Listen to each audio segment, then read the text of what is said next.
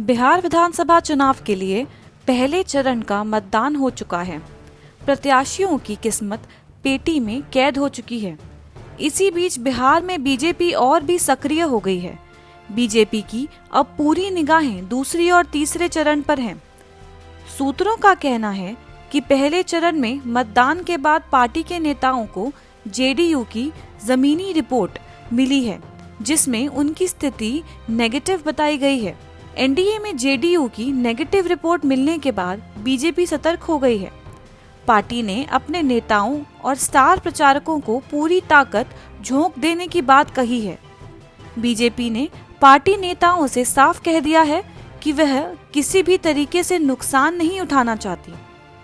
Party ने कहा है कि बेहतर है कि 243 सीटों में से अब 172 सीटों पर मतदान होना है और हमें किसी भी तरीकों से पूरे दमखम से 7 लोगों के बीच भाजपा का संदेश पहुंचाना है।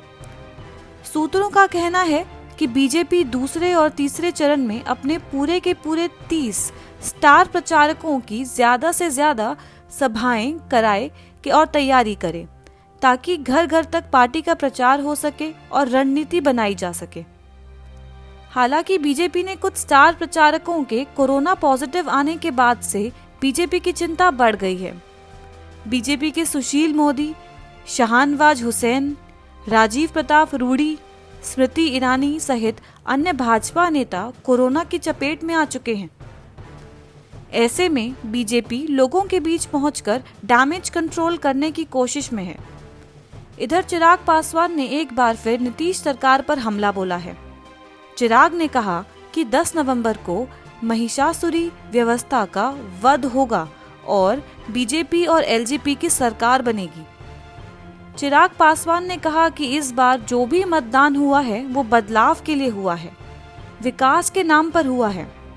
जिस तरीके से मुझे फीडबैक मिल रहा है, इस बात तो तय है कि अगली 10 तारीख को मुख्यमंत्री का पुनः बिहार में मुख्यमंत्री बनना असंभव होगा और भाजपा लोजपा को सरकार 10 तारीख को बिहार में बनने जा रही है। चिराग पासवान ने कहा कि मुंगेर में मां दुर्गा के भक्तों के साथ जो हुआ उसे शर्मनाक घटना कहना कम होगा। महिषासुर सरकार से इशारे पर स्थानीय प्रशासन ने कार्यवाही की। गोली बिना आदेश तो नहीं चल सकती। इस महिषासुरी व्यवस्था का वध मां दुर्गा के भक्त 10 तारीख को करेंगे।